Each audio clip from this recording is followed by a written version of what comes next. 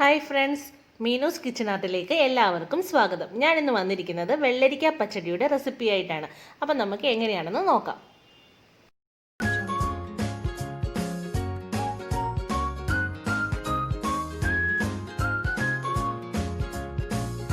അപ്പം നമുക്ക് പച്ചടി ഉണ്ടാക്കാൻ തുടങ്ങിയാലോ?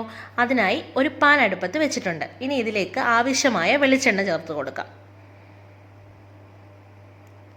വെളിച്ചെണ്ണ നന്നായി ചൂടായിട്ടുണ്ട്. ഇതിലേക്ക് 1 ടീസ്പൂൺ കടുക് ചേർക്കാം.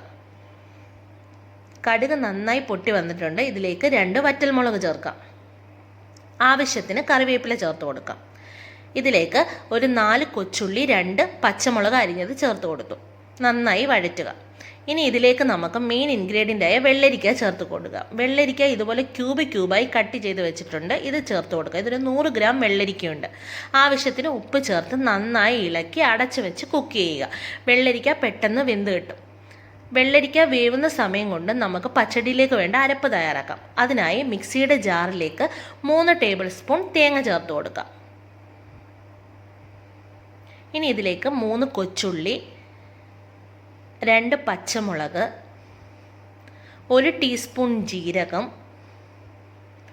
1 നുള്ള് കടുക്. ഇനി ആവശ്യത്തിന് വെള്ളം ഒഴിച്ച് ഇത് ഫൈൻ പേസ്റ്റായിട്ട് അരച്ചെടുക്കാം. വെള്ളരിക്ക നന്നായി കുക്കായി വന്നിട്ടുണ്ട്. ഇതിലേക്ക് നമുക്ക് അരപ്പ് ചേർക്കാം. ഇനി ഈ അരപ്പിൻ്റെ പച്ചമണം മാറുന്നവരെ നമുക്ക് വെയിറ്റ് ചെയ്യാം. അരപ്പിൻ്റെ പച്ചമണം മാറിയിട്ടുണ്ട്. ഇതിലേക്ക് 1/2 കപ്പ് തൈര് ചേർത്ത് കൊടുക്കാം. ആവശ്യത്തിന് ഉപ്പ് ചേർത്ത് നന്നായി മിക്സ് ചെയ്യുക. തൈര് ചേർത്ത് കഴിഞ്ഞാൽ ഒന്ന് ചൂടായാൽ മതി. അങ്ങനെ നമ്മുടെ പച്ചടി റെഡിയായിരിക്കുകയാണ്. ഇത് നമുക്കൊരു സർവിങ് പ്ലേറ്റിലോട്ട് മാറ്റാം. അങ്ങനെ സ്വാദിഷ്ടമായ പച്ചടി റെഡിയായിരിക്കുകയാണ്. സദ്യയ്ക്ക് ഒഴിച്ചുകൂടാൻ പറ്റാത്ത ഒരു പച്ചടിയാണ് വെള്ളരിക്ക പച്ചടി. എല്ലാവരും ഇത് ട്രൈ ചെയ്ത് നോക്കണം. എൻ്റെ ഈ വീഡിയോ നിങ്ങൾക്കെല്ലാവർക്കും ഇഷ്ടമായിട്ടുണ്ടെങ്കിൽ എൻ്റെ ചാനലൊന്ന് ലൈക്ക് ചെയ്യുക, ഷെയർ ചെയ്യുക, സബ്സ്ക്രൈബ് ചെയ്യുക. മറക്കാതെ ബെല്ലൈക്കൺ കൂടി പ്രസ് ചെയ്യുക. താങ്ക്